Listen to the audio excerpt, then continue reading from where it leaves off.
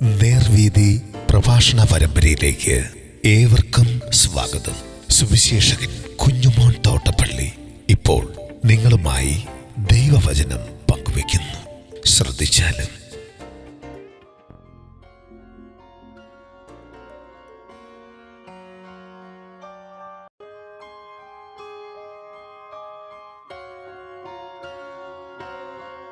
യേശു കെദ്രോൻ തോട് കടന്നു. ദൈവനാമത്തിൽ മഹത്വം ഉണ്ടാകട്ടെ. യോഹന്നാൻ സുവിശേഷം 18-ാം അധ്യായത്തിൻ്റെ 1-ാം വാക്യം. ഇത് പറഞ്ഞിട്ട് യേശു ശിഷ്യന്മാരുമായി കെദ്രോൻ തോട്ടിന് അക്കരയ്ക്ക് പോയി.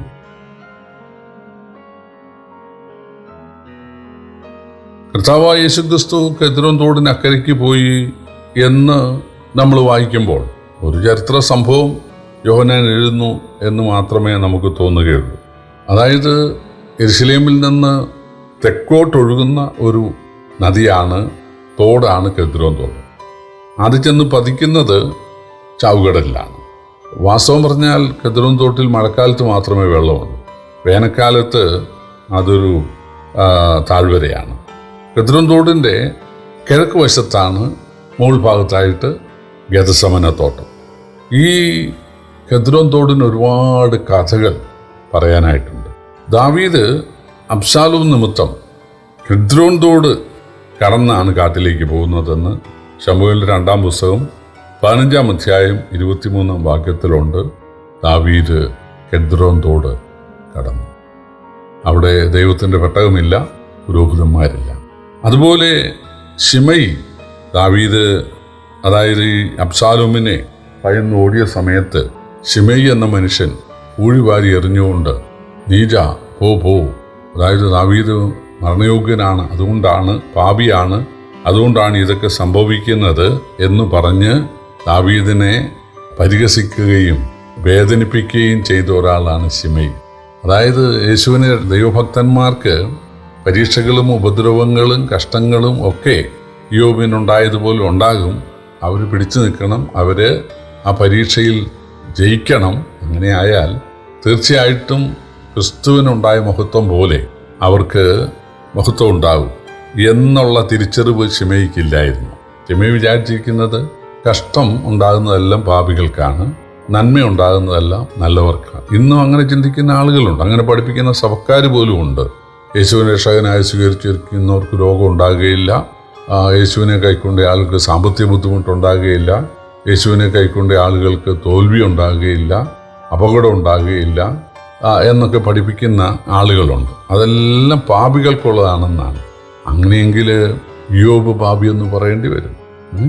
അതുപോലെ അന്ധത ബാധിച്ച ഇസഹാക്ക് പാപി എന്ന് പറയേണ്ടി വരും.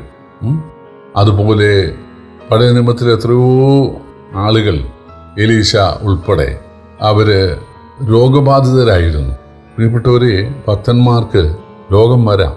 പൗലോസ് രോഗിയായിരുന്നു, തീമോത്തിയോസ് രോഗിയായിരുന്നു, എപ്പഫ്രാദിത്തോസ് രോഗിയായിരുന്നു. അപ്പോൾ വേദപുസ്തകത്തിലെ ഒരുപാട് നല്ല കഥാപാത്രങ്ങൾ രോഗികളായിരുന്നു. അവർക്ക് കഷ്ടങ്ങൾ, ഉപദ്രവങ്ങൾ ഒക്കെ നേരിടേണ്ടതായിട്ട് വന്നിരുന്നു. പക്ഷെ അവർ പിടിച്ചു നിന്നു. ഇതൊക്കെ ഒരു പരീക്ഷയാണ് എന്ന് മനസ്സിലാക്കി ദൈവത്തെ തള്ളിപ്പറയാതെ യോബിനെ പോലെ എൻ്റെ വീണ്ടെടുപ്പുകാരൻ ജീവിച്ചിരിക്കുന്നു എന്ന് പറഞ്ഞ് പ്രത്യാശയോടെ ജീവിച്ചു. അവർക്ക് വിജയമുണ്ടായി. ദൈവം അവരെ ഉപയോഗിച്ചു, ദൈവം അവരെ പ്രയോജനപ്പെടുത്തി. ഇവിടെ ദാവീദിന് ഒരു അനർത്ഥം ഉണ്ടായപ്പോൾ അത് പാപം നിമിത്തമാണ് എന്ന് വിധിച്ചുകൊണ്ട് ശിമയി ദാവീദിനെ കല്ലെറിയാൻ അല്ലെങ്കിൽ പൂഴിവാരി എറിയാനിടയായി. പക്ഷെ ദാവീദ് ദൈവത്തിൻ്റെ സമയത്ത് സിംഹാസനത്തിലേക്ക് വരുവാനിടയായപ്പോൾ ഇയാൾ കരഞ്ഞുകൂവി ക്ഷമ പറഞ്ഞുകൊണ്ട് ചെന്നു. ദാവീദ് ക്ഷമിച്ചു. എന്നാൽ ദാവീദ് മരണാസന്നനായപ്പോൾ തൻ്റെ പിൻഗാമിയായ ശലോമോനോട് പറഞ്ഞു, ഈ ശിമയി എന്നെ വളരെ നിന്ദിച്ച് എന്നെ വേദനിപ്പിച്ചു, അതുകൊണ്ട് അവൻ്റെ കാര്യത്തിൽ നീ അവന് താക്കീത് നൽകണം. ദാവീദിൻ്റെ മരണശേഷം ശലോമോൻ ശിമയെ വിളിച്ചിട്ട് പറഞ്ഞു, നീ എൻ്റെ അപ്പനെ വ്യസനിപ്പിച്ചതായതുകൊണ്ട് ഞാനൊരു സെക്കൻഡ് ചാൻസ് നിനക്ക് തരുന്നു. നീ കെദ്രോൻ തോട് കടക്കരുത്. അതായത് നിന്റെ വാസസ്ഥലം വിട്ട് നീ കെദ്രോൻ തോട് കടന്ന് മറ്റൊരു സ്ഥലത്തേക്ക് പോകരുത്. പോയാൽ അന്ന് നീ കൊല്ലപ്പെടും. പക്ഷേ സംഭവിച്ചത് കുറെ കാലം അയാൾ പിടിച്ചു നിന്നു. പിന്നെ അയാളുടെ കഴുതകളെ കാണാതെ പോയപ്പോൾ അതിനെ അന്വേഷിച്ചു പോയി കിദ്രോൻ തോട് കടന്നു. പാവം കൊല്ലപ്പെടുവാനിടയായി. ആസ രാജാവ് തൻ്റെ അമ്മ മയഖയുടെ മ്ലേച്ഛ വിഗ്രഹങ്ങളെ വെട്ടിക്കൊണ്ടുപോയി ചുട്ടത് ഈ കിദ്രോൻ തോട്ടിൽ വെച്ചാണെന്ന് രാജാക്കന്മാരുടെ 1-ാം പുസ്തകം 15-ാം അധ്യായത്തിൻ്റെ 13-ാം വാക്യത്തിലുണ്ട്. അതുപോലെ ദുഷ്ടരാജ്ഞിയായ അഥല്യയെ വധിച്ചത് ഇവിടെ വെച്ചാണെന്ന് രാജാക്കന്മാരുടെ 2-ാം പുസ്തകം 11-ാം അധ്യായത്തിൻ്റെ 16-ാം വാക്യത്തിലുണ്ട്. യോശിയാവ് മനശ്ശെ ഉണ്ടാക്കിയ തൻ്റെ മുൻഗാമി ഉണ്ടാക്കിയ സകല വിഗ്രഹങ്ങളും ചുട്ടു നശിപ്പിച്ചത് ഈ കിദ്രോൻ തോട്ടിൽ വെച്ചായിരുന്നുവെന്ന് രാജാക്കന്മാരുടെ 2-ാം പുസ്തകം 23-ാം അധ്യായത്തിൻ്റെ 4 മുതലുള്ള വാക്യങ്ങളിലുണ്ട്. അപ്പോൾ കിദ്രോൻ തോട് ഒരു മരണത്തിൻ്റെ തോടാണ്. അതായത് അശുദ്ധി ഒഴുക്കിക്കളയുന്ന, ചുട്ടുകളയുന്ന ഒരു തോടാണ് കിദ്രോൻ തോട്. വാസ്തവം പറഞ്ഞാൽ ഈ ദൈവവചനമൊക്കെ ആളുകളെ കൊണ്ട് എഴുതിച്ചത് യേശുവാണ്, ദൈവമായ യേശുവാണ് മനുഷ്യനാകുന്നതിന് മുമ്പ്. അപ്പോൾ ഈ കിദ്രോൻ തോടിൻ്റെ ആത്മീക അർത്ഥമൊക്കെ യേശുവിനെ അറിയാമല്ലോ.